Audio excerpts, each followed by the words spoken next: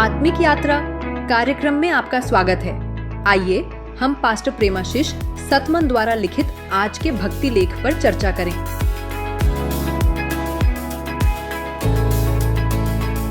Praise the Lord. आज हम एक बहुत ही दिलचस्प विषय पर बात कर रहे हैं। हाँ बिल्कुल।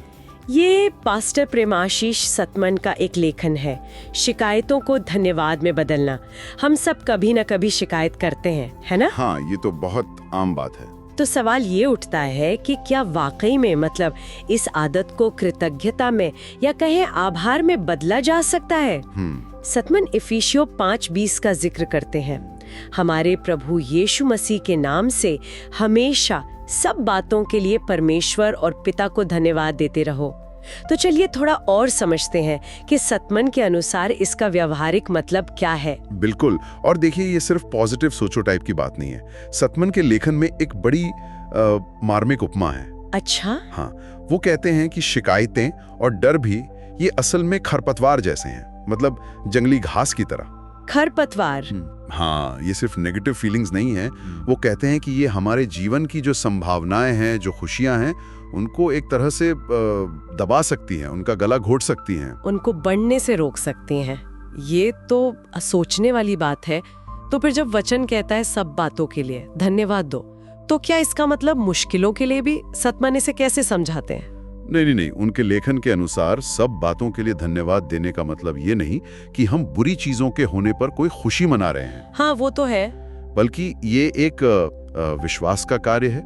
सतमन का सुझाव है कि ऐसा करके हम अपनी मुश्किल परिस्थितियों के बीच भी परमेश्वर की अच्छाई, उनकी कृपा, उनकी देखभाल को सक्रिय रूप से अपने जीवन में आमंत्रित करते हैं। अच्छा, तो ये नजरिए की बात है। हाँ बिल्कुल। ये परिस्थितियों को देखने का नजरिया बदलने जैसा है, उन्हें परमेश्वर के हाथ में सौंपने जैसा एक तरह से। ये दिलचस्प है कि शिकायत करना कितना आसान हो जाता है ना? मतलब सुबह उठे, ट्रैफिक मिला, शिकायत। होमवर्क मुश्किल है, शिकायत।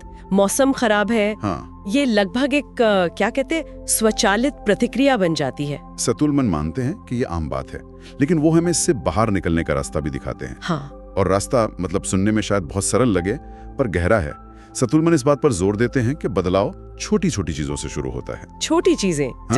जैसे रोजमर्रा की बातें, जिनके लिए हम अक्सर धन्यवाद देना शायद भूल जाते हैं। सुबह आंख खुलने के लिए, पीने को साफ पानी मिलने के लिए, हाँ? किसी अपने की मुस्कान के लिए, हाँ? परिवार के प्यार के लिए। वो कहते हैं कि ये सिर्फ एक लिस्ट बनाना नहीं है कि हाँ, इन चीजों के लिए धन्यवाद। तो फिर ये लिस्ट बनाने से बढ़कर क्या है? ये रवैया कैसे बनता है?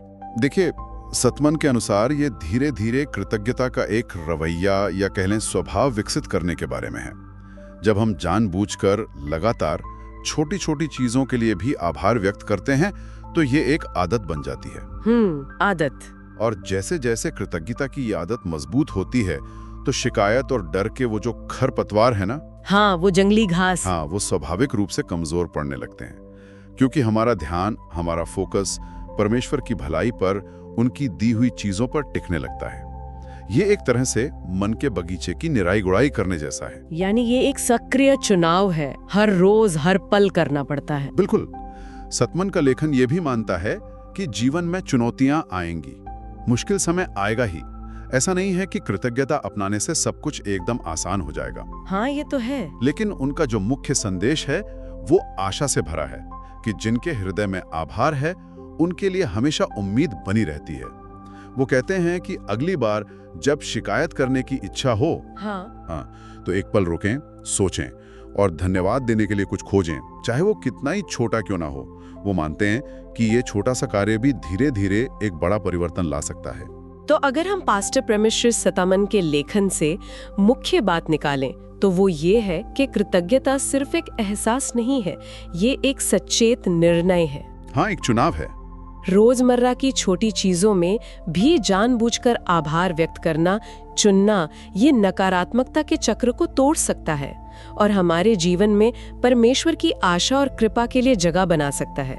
ये वाकई में नजरिया बदलने वाली बात है। सही कहा। और शायद इस बातचीत के अंत में सोचने के लिए एक विचार ये हो सकता है, अगर शिकायतें और डर वाकई खरपतवार की तरह हैं, जो हमारे जीवन में अच्छी चीजों को बढ़ने से रोकते हैं, तो हमारे अपने जीवन में वे कौन से विशेष खरपतवार हैं जिनकी जगह हम आज से ही या कल से कृतज्ञता के बीज बोना शुरू कर सकते हैं?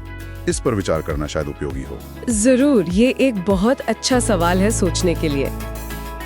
आज आत्मिक यात्रा कार्यक्रम को सुनने के लिए धन्यवाद, जहां हम हर दिन परमेश्वर के वचन पर चर्चा करते हैं। अगर आज का कार्यक्रम आपके लिए आशीषकारी रहा हो तो इसे अपने परिवार और मित्रों के व्हाट्सएप ग्रुप में जरूर साझा करें। कल फिर मिलेंगे। धन्यवाद।